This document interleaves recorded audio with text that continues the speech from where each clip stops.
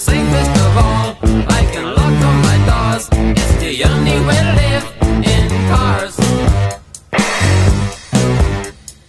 Here in my car, I can only receive. I can listen to you.